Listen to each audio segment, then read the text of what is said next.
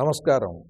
భారతదేశంలో ఉండే అన్ని సమస్యలకి కూడా విరుగుడు భారత రాజ్యాంగాన్ని చక్కగా అమలు చేయటం అని భారత రాజ్యాంగాన్ని అద్భుతంగా పరిశోధించి చక్కగా విశ్లేషణ చేసి అద్భుతమైనటువంటి గ్రంథాన్ని అందించారు శ్రీ ఈశ్వర ప్రగడ హరిబాబు గారు. నమస్కారం ఈశ్వర ప్రగడ హరిబాబు గారు. నమస్కారం అండి. నమస్కారం. హరిబాబు గారు గొప్ప ఆడిటరు, న్యాయవాదులు కూడా. ఆయన భారతదేశంలో ఉండే సమస్యలన్నింటినీ కూడా మనం ఎలా పరిష్కరించాలి, దానికి మూలమైనటువంటి ఈ రాజ్యాంగంలో ఉండేటువంటి విషయాలు ఏమిటి, ఆ రాజ్యాంగాన్ని ఎలా మన వాళ్ళు అమలు చేస్తున్నారు అనేది చక్కగా అధ్యయనం చేసి ఎంతో అద్భుతమైనటువంటి విషయాలను మనకు అందించడానికి గొప్ప పుస్తకాన్ని రచించారు. ఈ పుస్తకం చదివి నేను చాలా స్ఫూర్తిని పొందాను. వీటిని ప్రజలకి తెలియజేయాలనేటువంటి ఉద్దేశంతోనే ఈ ఇష్టాగోష్ఠి వారితో ఇప్పుడు ఏర్పాటు చేశాం. హరిబాబు గారు, నమస్కారం. నమస్కారం. హరిబాబు గారు, ఇప్పుడు రెండు పార్టీలు ఉండటం వల్ల భారతదేశంలో ఈ రాజకీయమైనటువంటి అనిశ్చితి, అవినీతి తగ్గే అవకాశం ఉన్నదని చెప్పారు. సంతోషం. ఈ రెండు పార్టీల వ్యవస్థతోనే భారతదేశం బాగుపడే అవకాశం ఉందా? కేవలం ఈ బహుళ పార్టీలు లేకుండా రెండే పార్టీలు ఉంటే భారతదేశంలో ఈ సమస్యలన్నీ కూడా పరిష్కరింపబడతాయా? చాలా చక్కటి ప్రశ్న వేశారండి. రెండు పార్టీలు అనేదేమో అది రాజకీయానికి సంబంధించిన సమస్య అండి. అది లెజిస్లేటివ్ సమస్య, లెజిస్లేచర్. ఒక్క లెజిస్లేటివే దేశాన్ని పరిపాలిస్తుందా? లేదు. ఒక పక్క ఎగ్జిక్యూటివ్ ఉంటుంది, కార్యనిర్వాహక వర్గం ఉంటుంది, అట్లాగే జ్యుడిషియరీ కూడా ఉంటుందండి. జ్యుడిషియరీ గురించి తర్వాత మాట్లాడుకుందాం. ఈ రెండు పార్టీల పార్లమెంటరీ వ్యవస్థతో పాటుగా రెండవది కార్యనిర్వాహక వర్గ వ్యవస్థల గురించి మాట్లాడుకుందాం. ఈ శాసనసభలో మీకు ఎంత మెజారిటీ ఉన్నా, రెండు పార్టీలున్నా, 200 పార్టీలున్నా, వీటి యొక్క విధి ఏమిటి అంటే చట్టాలను పాస్ చేయటం అండి. అట్లాగే రాష్ట్రపతిని ఎన్నుకోవటం. రాష్ట్రపతిని ఎందుకు మనం ఎన్నుకునేది? దేశ పరిపాలన చేయటం కోసం ఎంచుకుంటున్నామండి. అంటే దేశ పరిపాలన చేసే బాధ్యత అయింది. ఒక్క పని కోసమే ఆయన ఎన్నుకుంటున్నామండి. ప్రత్యేకంగా దేశ పరిపాలనాధికారం అప్పచెప్పడం కోసం మాత్రమే రాష్ట్రపతిని ఎన్నుకుంటున్నాం. పరిపాలన ఆయన్ని చేయకుండా వీళ్ళు చేస్తున్నారు. అది అదే సమస్య. అదే కదా. అవునండి. చట్టసభలు వేరు, ఎగ్జిక్యూటివ్ వేరు, జ్యుడిషియరీ వేరు. ఇట్లా వేరువేరుగా చూడటం అనేది ప్రజాస్వామ్యంలో ది డాక్ట్రైన్ ఆఫ్ సపరేషన్ అంటామండి.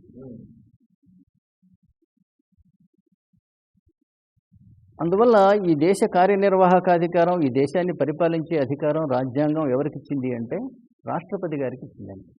ఇది ఆర్టికల్ 53 ద్వారా స్పష్టం చేస్తున్నది. భారతదేశ కార్యనిర్వాహక అధికారం సర్వస్వం రాష్ట్రపతి యందు నిక్షిప్తమై ఉన్నది. అది ఆయన స్వయంగా కానీ తన క్రింది అధికారుల ద్వారా కానీ నిర్వర్తించవచ్చును. ఆర్టికల్ 73 కార్యనిర్వాహకాధికారము భారతదేశ సర్వ భూభాగంపై విస్తరించి ఉంటుంది, రాష్ట్రాలు మరియు కేంద్రపాలిత ప్రాంతాలతో సహా అని మరింత స్పష్టం చేసిందండి. అట్లాగే ఆర్టికల్ 53(2)లో రాష్ట్రపతి భారతదేశ సర్వసైన్యాధ్యక్షుడుగా ఉండగలడు. ఈ supreme commander of armed forces of India. ఒక పక్క ఆయనకి సుప్రీం కమాండర్ అని సైనిక అధికారాలు మొత్తం ఇచ్చాం. 53, 73 ప్రకారం కార్యనిర్వాహక అధికారం సర్వస్వం ఇచ్చాం. అట్లాగే ఆర్టికల్ 72 ప్రకారంగా సుప్రీంకోర్టు ఇచ్చిన తీర్పులను సైతం రద్దు చేసేటువంటి న్యాయ నిర్ణయాధికారం అతనికి అప్పచెప్పాం.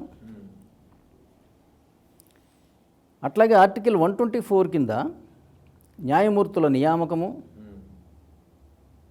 వారిని తొలగించటం అధికారాలు కూడా 124 కింద రాష్ట్రపతికి ఇచ్చాము.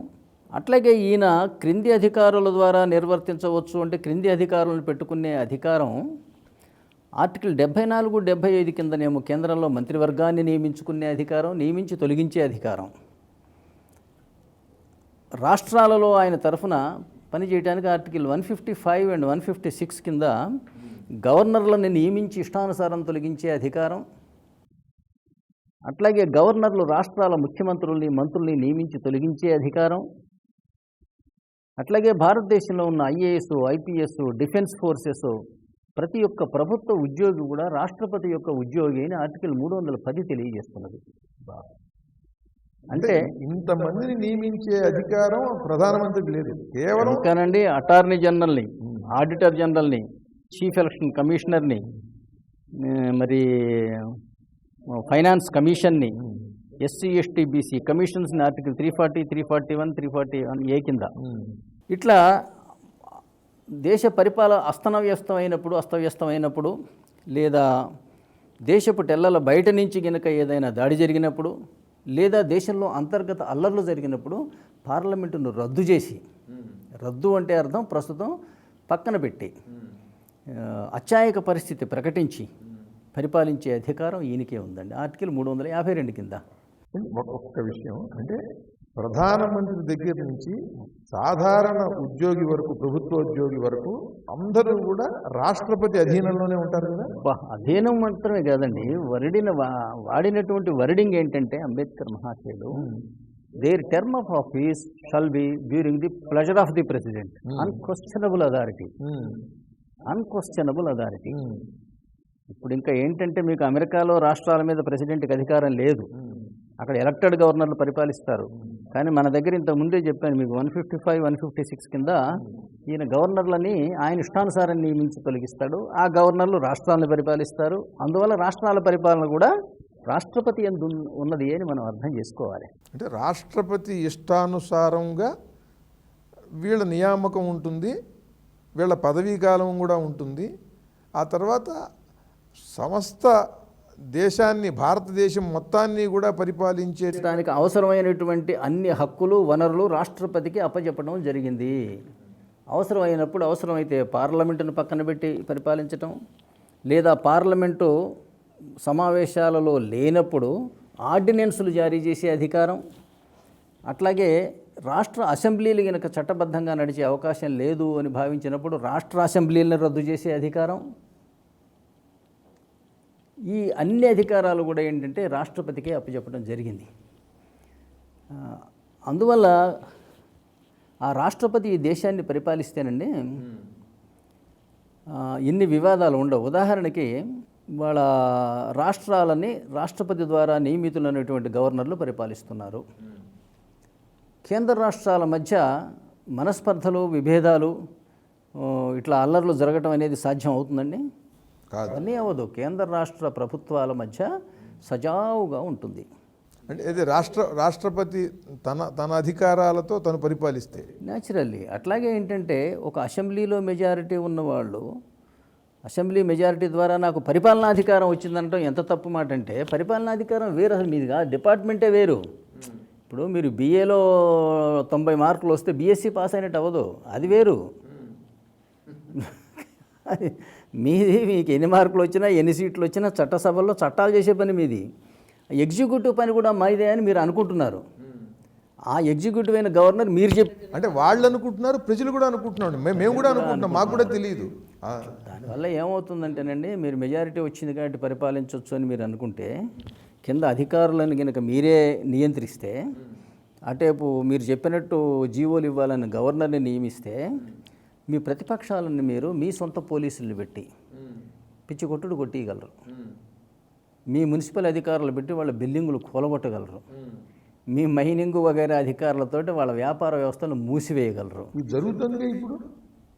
ఎందుకంటే ఈ తప్పుడు అవగాహన వల్ల జరుగుతున్నదండి. ఇప్పుడు అసెంబ్లీలో మెజారిటీ ఉన్నోడు ఏమంటున్నాడు, మాకు ప్రజలు అధికారం ఇచ్చారండి 5 ఏళ్ళు పరిపాలించమని ఇవ్వలేదురా బాబు, చట్టసభలో కూర్చొని చట్టాలు చేయమని ఇచ్చారా పిచ్చోడా. అంటే పరిపాలించమని కాదు, కాదండి, చట్టాలు చేయరా అని ఇస్తే పరిపాలించమని ఇచ్చారండి. చట్టాలు చేయడం కూడా ఏంటండి అంటే అప్పుడు ఆ కాలానికి ఎదురయ్యే సమస్యలని పరిష్కరించడానికి కావలసిన చట్టాలు, ప్రజోపయోగకరమైన చట్టాలు చేయడానికే వీళ్ళని ఎన్నుకుంది, అంతే కదా. అది కూడా మళ్ళీ గవర్నర్ సంతకం పెడితేనే అవుతుంది, మళ్ళీ మీ ఇష్టం కూడా కాదు, మీ పని ఇంతవరకే.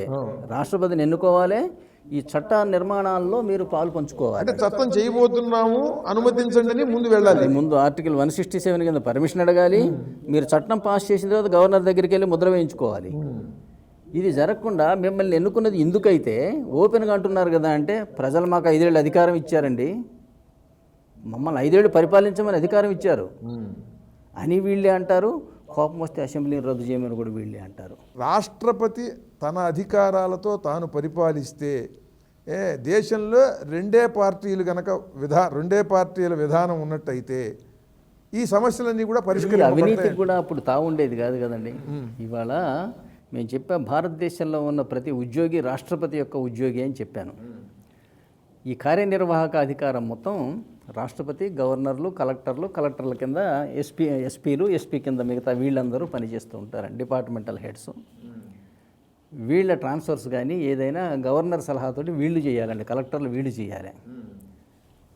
అటువంటప్పుడు ఎమ్మెల్యే దౌర్జన్యం చేసి ప్రభుత్వ స్థలాలు ఎట్లా ఆక్యుపై చేస్తాడు చెప్పండి, కలెక్టర్ ఊరుకుంటాడా?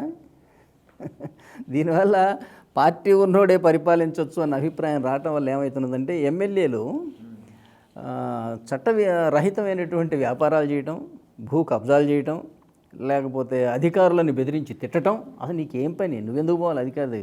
అంటే ఇప్పుడు మీరు చెప్పిన దాన్ని బట్టి పరిపాలనలో వీళ్ళకి హక్కు లేదు, పరిపాలించడం వీళ్ళది కాదన్నప్పుడు వీళ్ళు కూడా ఇట్లా కోట్లు ఖర్చు పెట్టి ఎన్నికవ్వాలని కూడా ప్రయత్నం చేయరండి.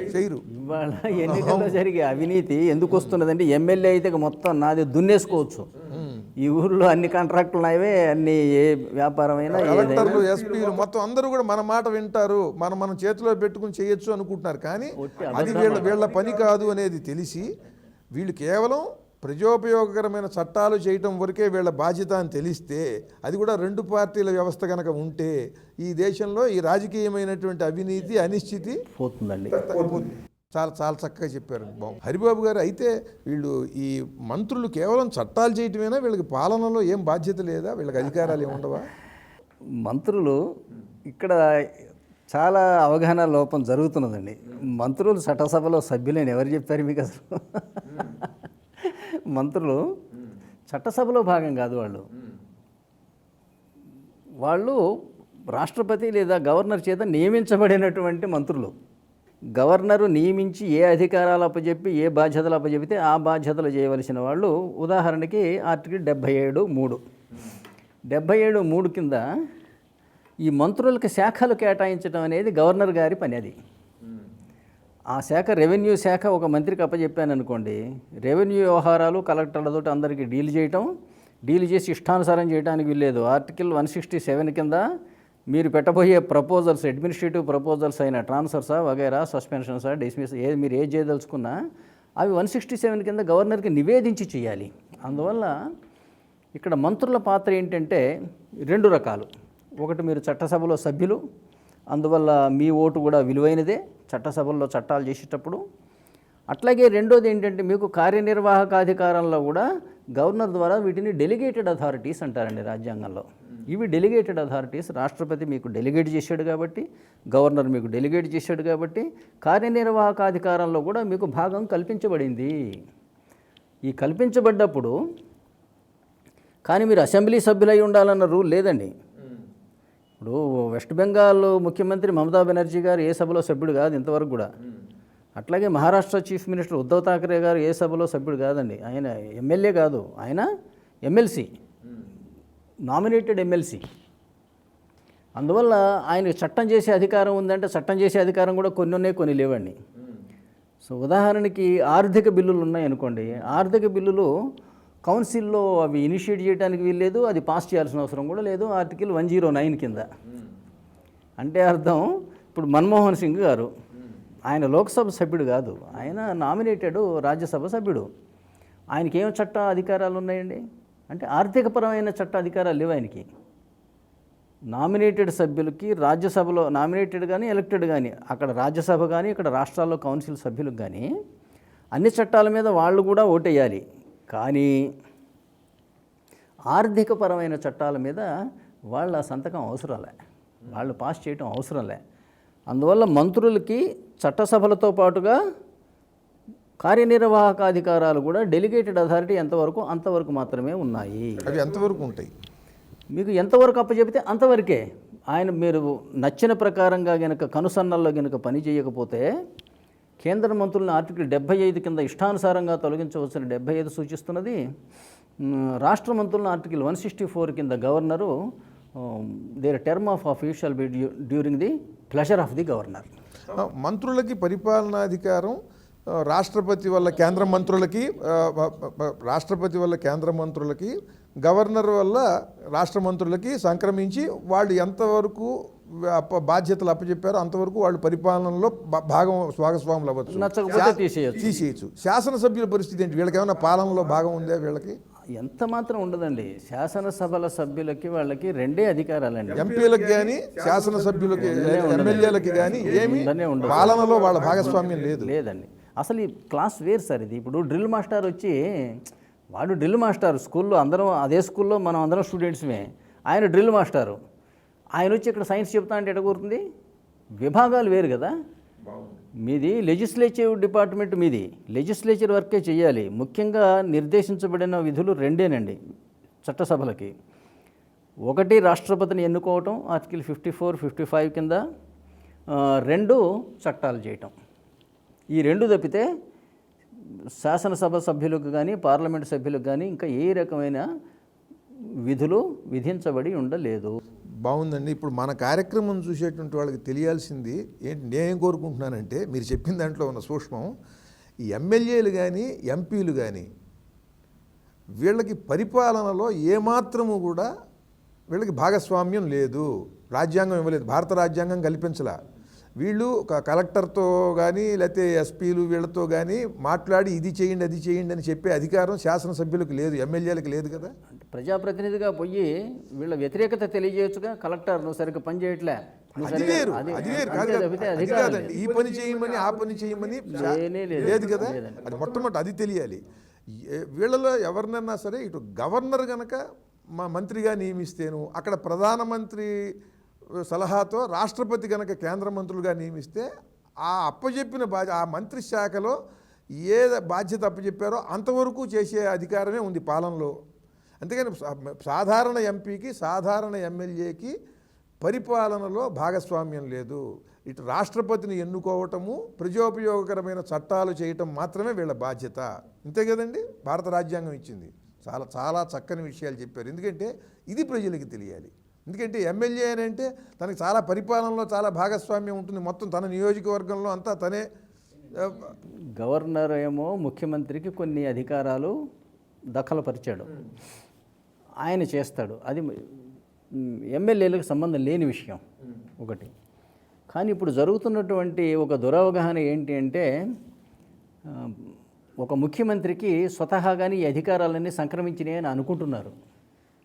వీళ్ళకి అసలు ముఖ్యమంత్రిగా ఈయన స్వతహాగా అవ్వడండి, గవర్నర్ అపాయింట్ చేస్తే అవుతాడు. అట్లాగే అధికారాలు కూడా స్వతహాగా ఏమి ఉండవండి, గవర్నర్ అప్పచెబితే వస్తాయి. అందువల్ల నాట్ డెలిగేట్ అని ఎవరైనా ఒకడు నేను మిమ్మల్ని డెలిగేట్ చేశాను అనుకోండి ఒక పనికి, మీరు మరొకరిని నియమించే అధికారం మీకు లేదు. అందువల్ల గవర్నర్ గారు, ఇది లీగల్ ప్రిన్సిపల్ అండి ప్రపంచవ్యాప్తంగా, గవర్నర్ గారు ముఖ్యమంత్రికి కొన్ని అధికారాలు బదలాయించాడు. ముఖ్యమంత్రి ఈ అధికారాలను మరొకటికి బదలాయించడానికి లేదండి. డెలిగేటెడ్ అథారిటీని ఇంకొకటికి నేను మీకు చెబితే మీరు ఆయనకి చెబితే కుదరదండి. అది మీకు ఇష్టం లేదే నేను చేయనండి అంటే నేను ఇంకొన్ని పెట్టుకుంటా. అంతేగాని మీకు అప్పచెప్పిన పని ఇంకో సబ్ కాంట్రాక్ట్ ఇంకోటి వీటిని కుదరదండి. అందువల్ల ఇప్పుడేం జరుగుతున్నదంటే, పార్టీల పరిపాలన వచ్చి గవర్నర్లను పక్కన పెట్టి పార్టీ కారణంగా అధికారం వచ్చిందని ముఖ్యమంత్రి భావించి, అందువల్ల ముఖ్యమంత్రి అనుచరుణ్ణి కాబట్టి అధికార పార్టీ ఎమ్మెల్యే ఆఫీసర్స్ని రఫాడెచ్చు అనుకుంటున్నారు. ఇది తప్పు విధానం అండి. అది ఇప్పుడంటే ఒక నియోజకవర్గంలో ఎమ్మెల్యే ఏమాత్రము కూడా పరిపాలనలో వేలు పెట్టడానికి అవకాశం లేదు. భారత రాజ్యాంగం పెట్టకూడదనే చెబుతుంది. అంటే ఆయన అధికారం కాదు అసలు అక్కడ, అసలు డిపార్ట్మెంట్ వేరు, అసలు వేరు. కనుక అది కలెక్టర్లు బట్ పోలీస్ వ్యవస్థ వాళ్ళు చూసుకుంటారు తప్ప ఎంఆర్ఓలు వాళ్ళకి సంబంధించింది. ఈ ఎగ్జిక్యూటివ్ చేసే వ్యవస్థ చేసే పనులు కనుక మీకు నచ్చకపోతే, మీరు ప్రతిపక్ష ఎమ్మెల్యేగా దాని మీద మీరు వ్యతిరేకత తెలియజేసే అధికారం, ధర్నా తెలియజేసే అధికారం, రిప్రజెంటేషన్ ఇచ్చే అధికారం, ఇలాంటివి ఉన్నాయి. ప్రతిపక్ష ఎమ్మెల్యేగా అధికార ఎమ్మెల్యే ఏం చేయాలి? ఒకవేళ వీళ్ళు చేసే పనులు సరిగ్గా నచ్చకపోతే అధికార ఎమ్మెల్యే ఏం చేయాలి? దీన్ని రిపోర్ట్ ఎవరికి ఇవ్వాలి? ఒకవేళ తనకు పోయి రిక్వెస్ట్, సార్ మా ఊర్లో ప్రజలు రోడ్లకు ఇబ్బంది పడుతున్నారు సార్, ఒకసారి కన్సిడర్ చేయండి సార్ అని అప్లికేషన్లు పెట్టే అధికారం ఉంది తప్పితే పలానా పని చేయండి అనే అధికారం, ఆర్డర్ చేసే అధికారం లేదు.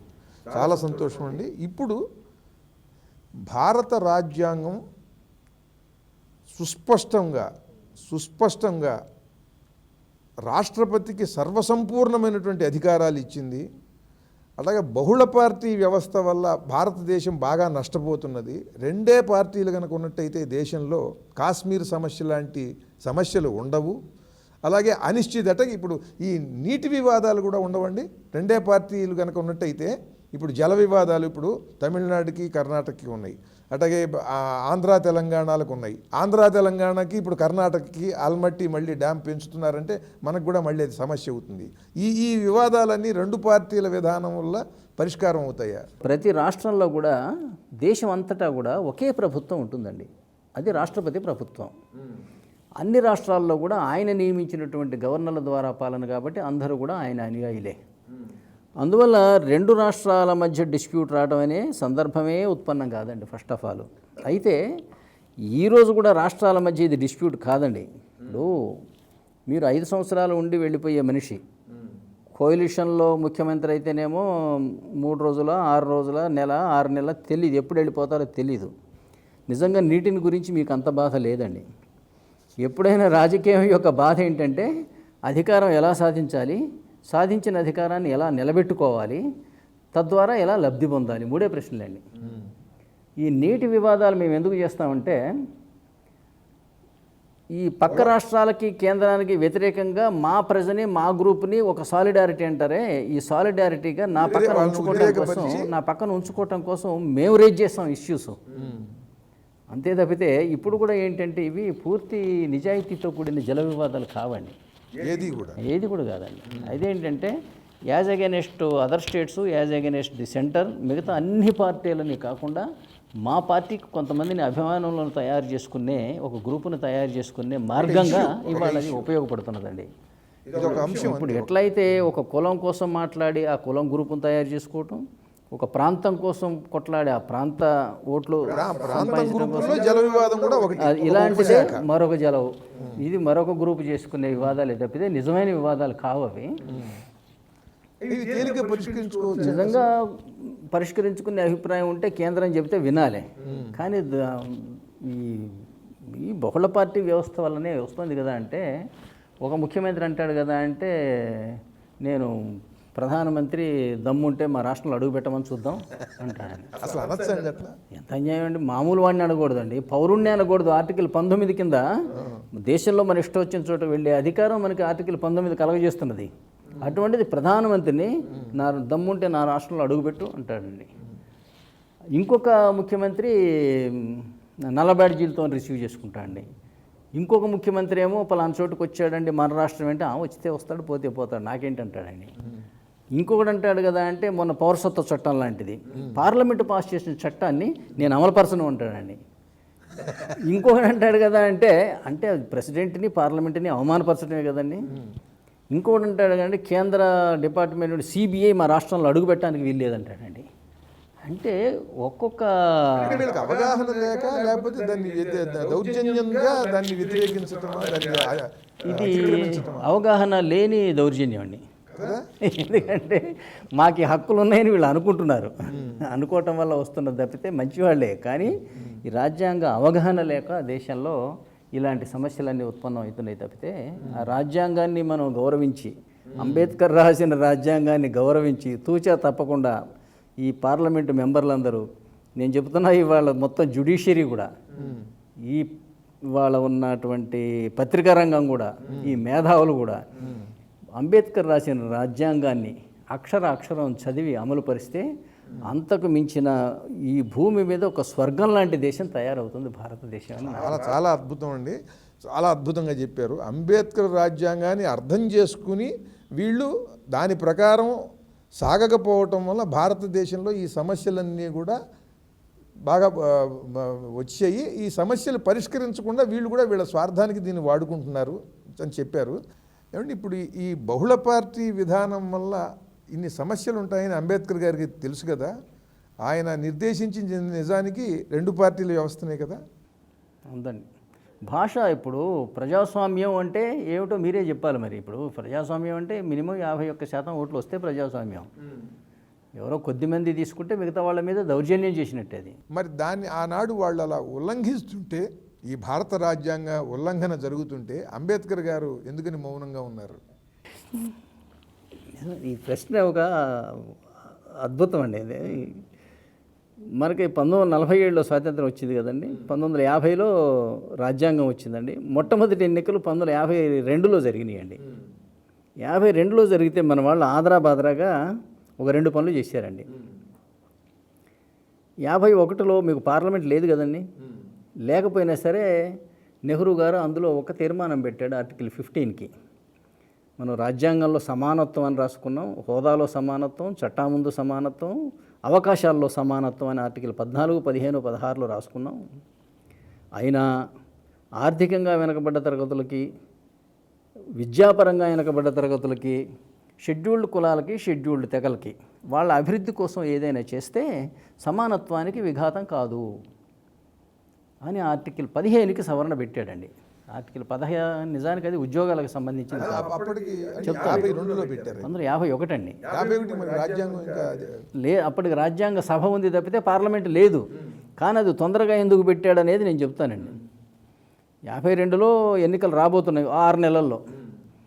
ఎంత తొందర ఏమొచ్చిందండి ఇది పెట్టడానికి అంటే, అప్పటికి షెడ్యూల్డ్ కులాల నాయకుడుగా అంబేద్కర్ ఎదుగుతున్నాడండి.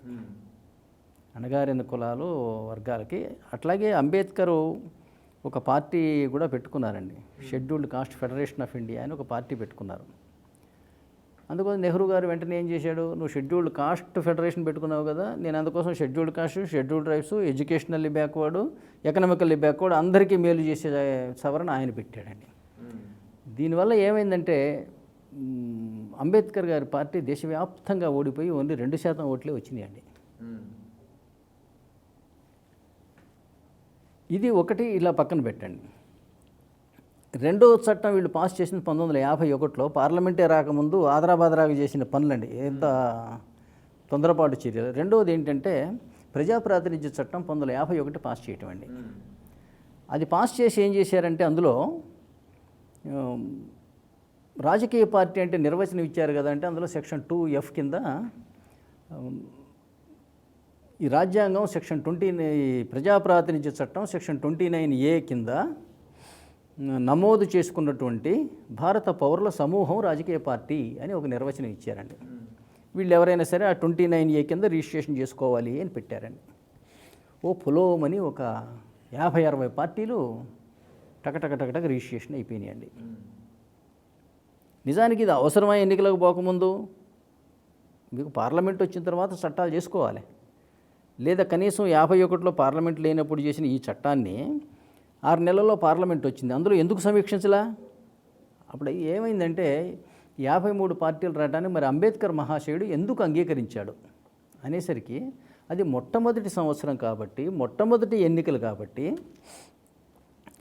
కమ్యూనిస్టులు అన్నారు మాకు కమ్యూనిస్ట్ ఇండియా తయారు చేస్తామని వాళ్ళు, మా ఆశయం వేరు కమ్యూనిస్ట్ ఆశయం. ఇంకొకళ్ళు మాది సోషలిస్ట్ పార్టీ, మేము సోషలిస్ట్ ఆశయాలతోటి తయారు చేస్తామని ఇంకొకరు అన్నారు. జనసంఘ్ అనే పార్టీ ఏమో ఇది భారతదేశం హిందూ దేశం కాబట్టి దీన్ని భారతీయ సనాతన ధర్మానికి అనుగుణమైన దేశాన్ని తయారు చేస్తామని వాళ్ళు అన్నారు. మరొక పక్క ముస్లింలకు సరైన ప్రాతినిధ్యం ఉండాలి, ముస్లిం ఇది అన్నారు.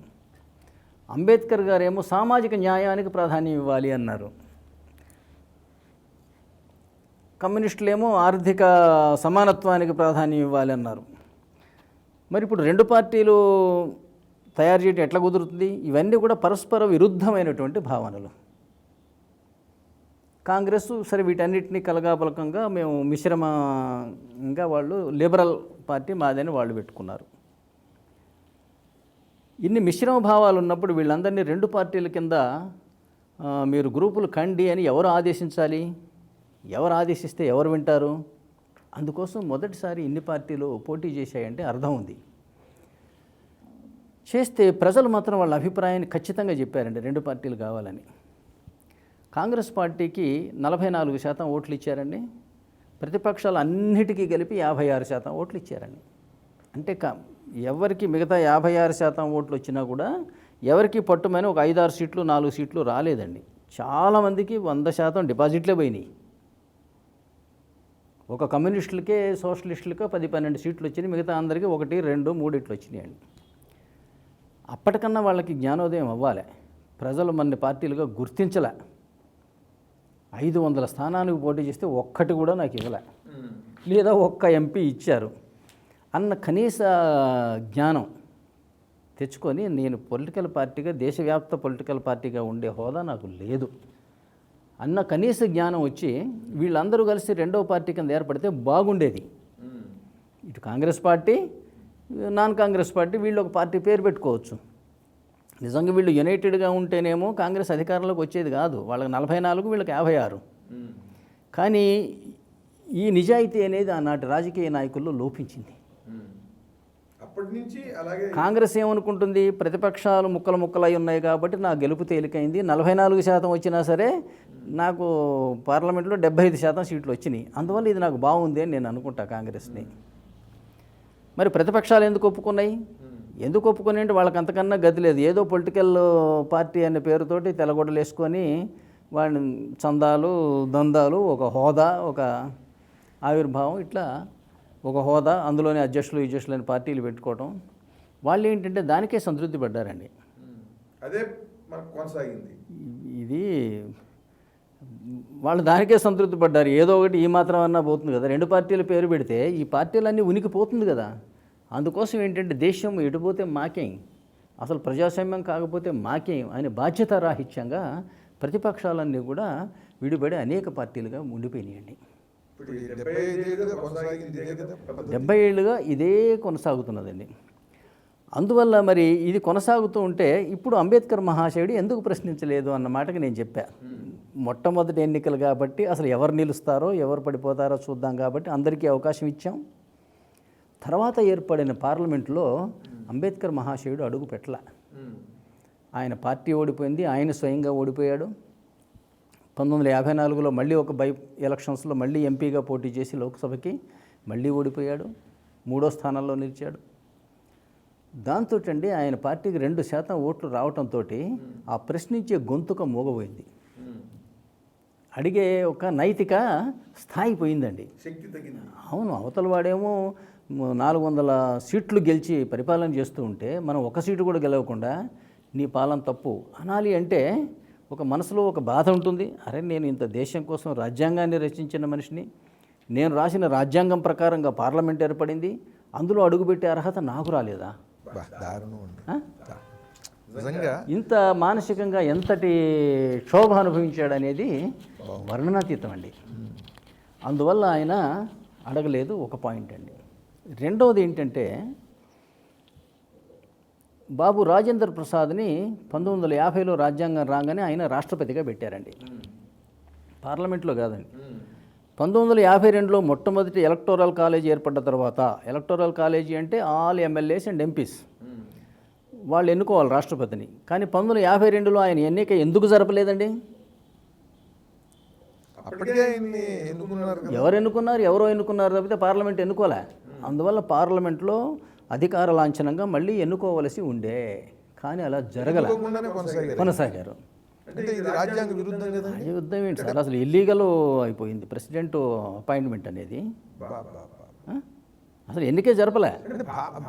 జరిపితే ఎందుకు జరపలేదో చూడండి. మరి మీరు అధ్యక్షుడి పదవి ఇంత, రాష్ట్రపతి పదవి ఇంత బలోపేతం అధికారయుతం అయితే మరి ఎన్నిక ఎందుకు జరపలే?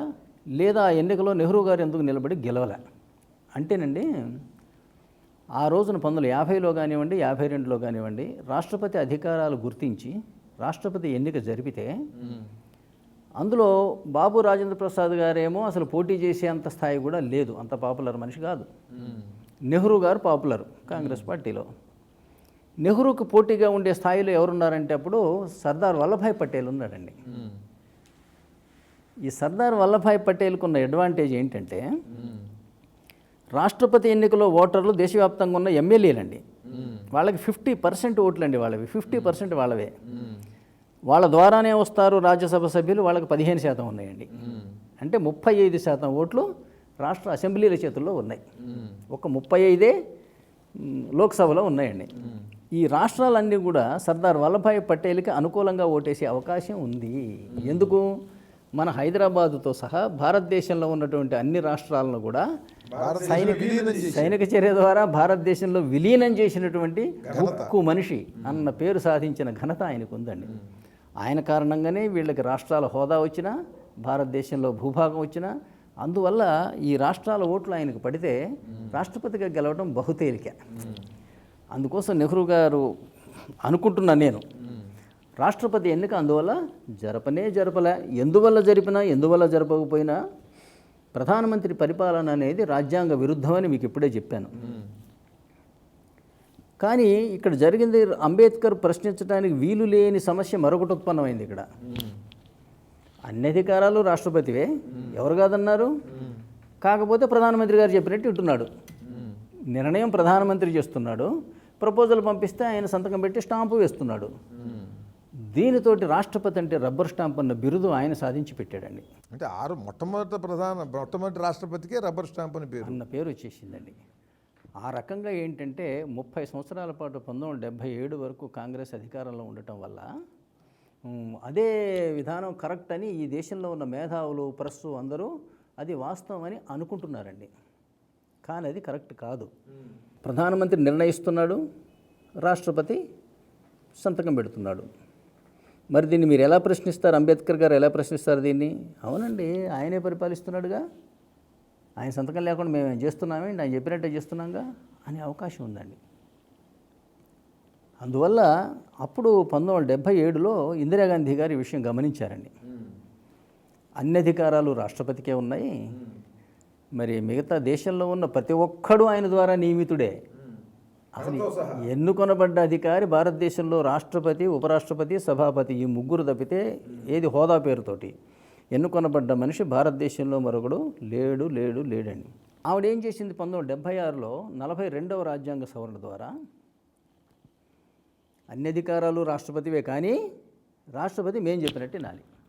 పాకిస్తాన్ రాజ్యాంగం అని చెప్పారు కదా. 1973లో ఇది పాకిస్తాన్లో ప్రవేశపెట్టారు, 1976లో మన రాజ్యాంగంలోకి వచ్చి చేరింది 42వ రాజ్యాంగ సవరణ ద్వారా.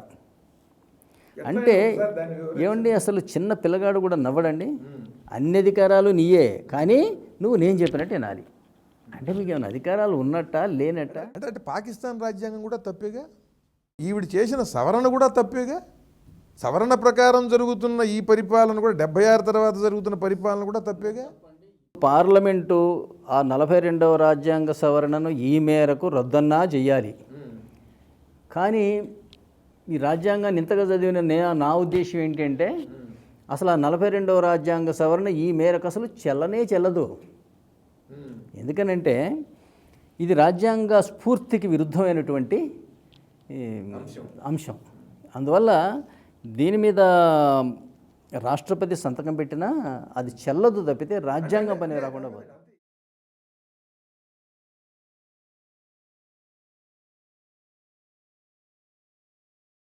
సంతకం పెట్టాడు.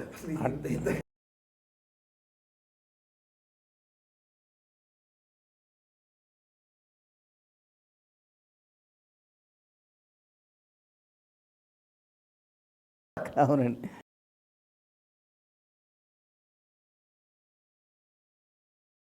అంటే ఎవరు సర్వాధికారి అన్నట్టు ఇప్పుడు. కానీ జనతా పార్టీ కూడా ఇంకా మోటుగా రాష్ట్రపతి అధికారాలను లాక్కుందండి. ఇప్పుడు 42వ సవరణ 76లో జరిగిన దాంట్లోనే మంత్రిమండలి చెప్పకుండా నువ్వేం చేయడానికి వీల్లేదు. ఒకసారి ఏమైనా బతిలాడవచ్చు మమ్మల్ని, ఇంకోసారి అంటే నీ చేత నియమింపబడినటువంటి మంత్రిమండలి చెప్పకుండా నువ్వు ఏది చేయడానికి వీల్లేదు అనేసరికి జనతా పార్టీ ఇంతకన్నా కూడా ఏంటంటే ఇంకా అర్ధరహితమైనటువంటి ఒక సవరణ, అది 43వ సవరణ చేసిందండి.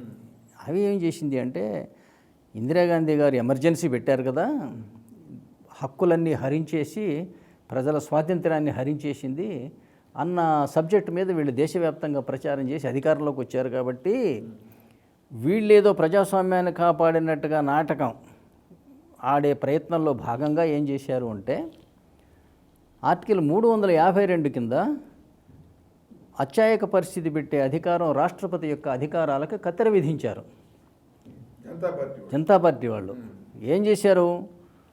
అంతకుముందు ఎమర్జెన్సీ పెట్టడానికి కారణాలు ఏంటి అంటే సీమాంతర ఉగ్రవాదం, దేశ యొక్క మ్, సుస్థిరతకి, స్వాతంత్రానికి భంగం కలిగే విధమైనటువంటి ఏదైనా యుద్ధం వస్తే, లేదా అంతర్గత అల్లర్లకు కూడా. కానీ వీళ్ళు ఏం చేశారంటే అంతర్గత అల్లర్లకి ఎమర్జెన్సీ పెట్టే అధికారం రాష్ట్రపతికి లేదు. అధికారం అన్నది ఈ 352లో నుంచి ఈ క్లాస్ తీసేశారు. అంతర్గత అల్లర్లు అన్న క్లాస్ తీసేశారు. తీసేసి ఆర్మ్డ్ రెబిలియన్ అన్నారు. అంటే సాయుధ తిరుగుబాటు ఉంటే తప్ప ఎమర్జెన్సీ పెట్టడానికి వీలు లేదన్నారు. అంతేగాని అంతర్గత అల్లర్లు అన్న మాట తీసి పారేశారండి. ఇదేదో ప్రజాస్వామ్యాన్ని నిలబెట్టే గొప్ప చర్యలాగా భావించి చివరికి అసలు పార్లమెంటును రద్దు చేసిన మహానుభావులు వీళ్ళు చేసి, అందువల్ల రాష్ట్రపతి ఎమర్జెన్సీ పెట్టాలి అంటే ప్రధానమంత్రి భాగంగా ఉన్న మంత్రిమండలి సూచిస్తే తప్ప ఎమర్జెన్సీ పెట్టడానికి వీలు లేదు అని వీళ్ళు సవరణ చేశారండి. అని తద్వారా ఏం జరిగింది? ఇప్పుడు రాష్ట్రపతి యొక్క అధికారాలను తగ్గించారు, పార్లమెంట్ అధికారాలను కూడా తగ్గించినటువంటి ఘనత ఈ జనతా పార్టీ చేసింది. అంటే ఇవాళ భారత రాజ్యాంగాన్ని వీళ్ళు ఎంత భ్రష్టు పట్టించారంటే భారతదేశంలో ఉండే అన్ని శాసనసభల సభ్యులు అయినటువంటి శాసనసభ్యులు, లోక్సభ సభ్యులు, రాజ్యసభ సభ్యులు అందరూ కలిసి ఎన్నుకుని సర్వాధికారి, ఈ భారతదేశం మీద సార్వభౌమాధికారు ఉన్నటువంటి ఏకైక అధికారి మీరే అని చెప్పి రాష్ట్రపతినిచ్చి, మేము చెప్పనిదే సంతకం పెట్టకూడదు, మేము చెప్పనిదే మీరు ఎమర్జెన్సీ విధించకూడదు, ఏమీ చేయకూడదు, కానీ మమ్మల్ని ప్రధానమంత్రిగా మీరు నియమించాలి, మమ్మల్ని కేంద్ర మంత్రులుగా మీరు నియమించాలి అని వీళ్ళు ఒక జోక్ చెప్తాను. ఏమండి, ఇదే కదా జరిగింది. మంత్రిమండలి చెప్పినట్టుగా మీరు వినాలి అని అన్నాం కదా. అసలు మంత్రిమండలిగా మిమ్మల్ని నియమించకముందు మీరు ఎక్కడున్నారు, నేను ఎవరి సలహా వినాలి? అసలు ఇది భాష భావం ఏదన్నా ఎంత ఏమన్నా అంటాడండి? మంత్రిమండలి చెప్పినట్టు మేము వినాలి. మంత్రిమండలి ఎక్కడుంది? నేను అపాయింట్ చేశాక కదా నువ్వు వచ్చేది. మిమ్మల్ని ఇప్పుడు మంత్రిగా నేను నియమించాలి, ప్రధానమంత్రిగా నియమించాలి, లేదా ముఖ్యమంత్రిగా నియమించాలి. ఎవరి సలహా మేరకు చేయాలి నేను? అది నువ్వు లేవు కదా. నాకు సభలో ఉన్న మెజారిటీని బట్టి నువ్వు చేయాలి. అది నా డిస్క్రిప్షన్ ఏంటి? మళ్ళీ ఎక్కడుంది? రాజ్యాంగంలో ఉంది. అది పాకిస్తాన్ రాజ్యాంగంలో ఉంది. దుర్మార్గం ఏంటంటే దాన్ని తీసుకొచ్చి ఇక్కడ ఇంప్లిమెంట్ చేస్తున్నారు. వాళ్ళని ఎందుకు కాపీ కొడుతున్నారో నాకు ఇప్పటికే ఆశ్చర్యం అవుతుందండి. మన దాంట్లో లేదు అది.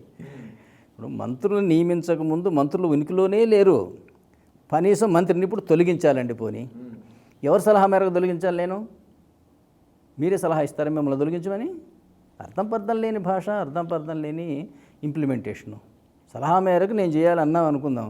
రాజ్యాంగంలో ఏముంది? ఆర్టికల్ 75లో కానీ 164లో కానీ the term of office of minister shall be during the pleasure of the president or the governor అని అందులో ఉంటే మా సలహా మేరకే చేయాలన్న అదే ఒప్పుకుందాం. మీ సలహా మేరకు మిమ్మల్ని తొలగించాలా? జరుగుతుందా ఇది?